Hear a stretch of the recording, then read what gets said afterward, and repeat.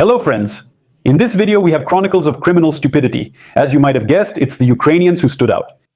Today in the program we'll talk about how underage couriers hand over Polish pensions to scammers, why drunken races in Krakow lead to an anniversary behind bars, and how a British court evaluated the work of telegram pyrotechnicians. Let's discuss everything now. Please leave a like and subscribe to the channel. Friends, thank you so much for your support. Hit the bell so you don't miss new videos. Like to support aerodynamics. Alright, let's get down to business. Our first case, a business plan at the taxpayer's expense. We have a classic cautionary tale about how chasing easy internet cash lands you in lockup. A young schemer, or rather a young fool, chased after quick money and ended up with a ticket to lockup. And all at the expense of the Polish taxpayer. The case started in December. Phone scammers tricked an elderly woman from Gdansk. Using the old scheme, your money is in danger. The frightened pensioner obediently brought out and handed everything over to the courier. The courier, in quotes, who materialized right at her house. This very courier is a 17-year-old citizen of Ukraine. The guy ran to the nearest ATM, withdrew a good decent amount, 98,000 zlotys, and disappeared into the Gdansk fog. The young startup founder thought he had it made, but the cameras recorded everything. The police posted his face on Facebook and released a composite sketch, and in the end, they finally caught him in a mall. Moreover, a local detective was just walking through the mall on his own business, but he recognized the guy instantly because of the wanted notice. And right among the shop windows and boutiques, our hero was taken into custody. The court didn't take long to decide and quickly sent him to a correctional center. And what's interesting is that our young genius is now fully supported by the state. As the Polish politician Sławomir Mencen likes to count with tears in his eyes. This entire huge system, all these 30 Ukrainians who are in these correctional institutions, consumes more than 1.2 billion zlotys from the budget. Well, my friends, what can I say? Congratulations to the Polish taxpayers. It turns out that now they'll have to add, I don't know, another 500 million for 3 meals a day and educational talks for this courier. Obviously, I'm being sarcastic. No one's really spending 1,200 million zlotys on these 30 Ukrainians. Well, look, I want to send a warm greeting to the parents, yes. I'll repeat my point. Reading someone else's messages on their phone is unethical. It violates the personal boundaries of your independent teenager. But on the other hand, if you don't want to one day find out that your child is working as a pension collector for some phone mafia, well, sometimes you have to spy a little. You have to check their telegram because scammers are now massively recruiting not the smartest teenagers for easy side jobs. But according to the law, you're not just a courier, you're a full accomplice. It's better to be called a toxic parent once than to deliver care packages to a detention center later. Write in the comments, friends. Do you think it's fair to spend tax money on keeping such stand-up comedians? Or should there be some other punishment? And in general, do you check your children's phones? Write in the comments. I read everything. Next, we also have some sad news. I would say it's even sadder.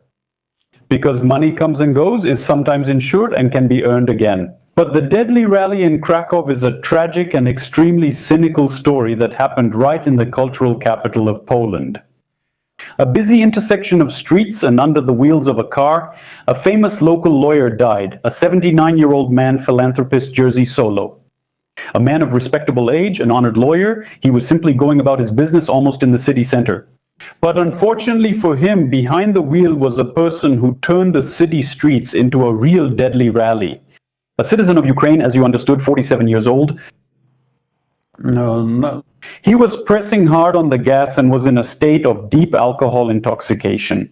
The examination later showed a real combo. There was both alcohol and drugs. After hitting a person, this individual couldn't think of anything smarter than to hit the brakes. He floored the gas and fled the scene of the accident, leaving the victim without any help. Along with him in the car was his 46-year-old companion who probably supported this move. Like, are we running away? Well, what else can we do? But justice, backed by modern search methods, worked quickly. Probably cameras and everything else helped. After all, it's almost the city center. The fugitives were found. The driver was apprehended that same night. And the court, without much discussion, gave him the traditional Polish punishment. Yes, 3 months of pretrial detention. We'll sort it out. His companion ran a bit farther. The police caught up with her somewhere near Sandomierz, or Sandomierz as it's called in Polish. There you go, Trying to play GTA in real life will now have serious consequences for the driver, as you can imagine. Polish law covers bouquets, drugs, alcohol, fatal hit and run, and fleeing the scene of an accident. He's also Ukrainian. It's a combo. He got 5 out of 5. It's going to be tough, and the racer faces a full anniversary behind bars. At 47 in 3 years, he'll hit that anniversary and likely still be there. And he's facing about 20 years in prison? Why is it that when people get behind the wheel in a bad state, they somehow think they're immortal, right? That pedestrians are immortal, but in the end, they ruin someone else's life and definitely destroy their own. Write in the comments, friends, comment bait. 20 years for such a combo. Is that a fair sentence, or should it be even harsher? Share your opinions. All right, and we have a third story. It's also quite interesting. Once again, British services have informed us. British Justice has presented the world with another drama from the series about how you can buy yourself a ticket to prison for a small price on the internet. By the way, I have a childhood friend, Dima Pliasheknik. Hey Dima, shout out to you. He used to have one of my favorite jokes. You know, those kinds of jokes teenagers have that only they understand. Like, in prison it's like being in the Canaries. And at that time, neither he nor I had ever been in prison, thank God. We hadn't been to the Canaries either, but it was funny. So, according to the BBC Corporation, in quiet and blessed Britain, 2 individuals were imprisoned for deciding to play arsonists with fireworks. The essence of the case is actually as simple as a rake. In the United Kingdom, there once lived 2 young men, a citizen of Ukraine, 22 years old, Roman Lavrinovich, and his older companion. 27-year-old Stanislav Karpyuk, a Romanian, well, Ukrainian of Romanian origin. Well, that happens, right? I'll buy a Romanian passport for 2,000 euros. All right. The guys decided that working in construction or delivery is kind of boring. Not very smart, they found themselves a business venture on Telegram. The task was creative, to go and set fire to houses and a car that, surprise, used to belong to the British Prime Minister Keir Starmer. The investigation, of course, immediately brought up geopolitics. They say, oh, the guys were recruited for some quick cash, which I don't rule out. Moreover, Lavrinovich had already done an internship before this. He was putting up ultra-right posters. So, he was systematically working his way to success, but as they say, luck just wasn't on his side. The British judge didn't shed a single tear, and described this comrade Lavrinovich as, "You're just damn, a classic textbook useful idiot. Manipulating you is just pure pleasure. You provoke it yourself. You're such an idiot." There you go. The arsonist himself told the investigators with a straight face saying, "I have no idea who this Keir Starmer of yours is. Never heard of him before. I don't know if he's a soccer player or what. They told me to burn it, so I went and did it. No big deal." The defendant's mother, of course, turned on the standard defense program. "Oh, Ramochka has been weak in health since childhood. Mishka is also frail. He grew up a naive boy, and I protected him as best I could, but I couldn't save him. In the end, the naive boy Roman got 7 years in prison from British justice. His accomplice Pan Karpyuk, who played a supporting role, got 2 years. But the third member of the gang, Peter Puchinok, 35 years old, was incredibly lucky. The jury found him not guilty.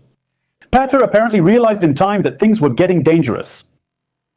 Yes, friends, by the way, here's another thing, look. About the fact that they didn't know who Keir Starmer was. Honestly, I can believe that. I can. Do you know why? Well, because in Italy, I'll tell you, I happened to talk a little bit with the local youth. Just a little. I'll tell you, well, first of all, because my language skills are weak, yes. I'll tell you, no one knows who the president of Italy is. Well, they still know the Prime Minister, Giorgia Meloni. Yes, she's well known, but no one knows the president. Although the guy, I think, has been president since 2015. In 2022, he was elected for a second term. So, look, about Telegram, yeah. Hi, Durov.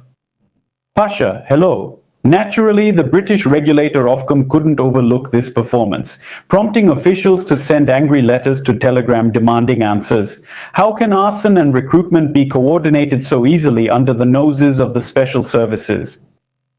In general, that's the dialectic of existence as it is. Some build digital platforms for freedom, while others use them to recruit fools for criminal activities.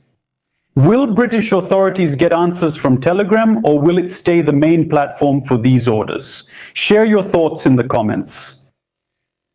Friends, I'd like to say that before taking on shady jobs online or getting behind the wheel while high, you need to use your brain, if you have one, of course. But my God, who am I even saying this to? Who's going to listen to me, right? Anyway, friends, let's give the video a boost. Comment, bald guy, why aren't you at the front? The more comments, the better. So, friends, keep things under control. Watch your kids before people on the forum do it for you. That's all for now. Take care of yourselves and your loved ones. That's all for now. See you next time. Yes, leave likes and write comments.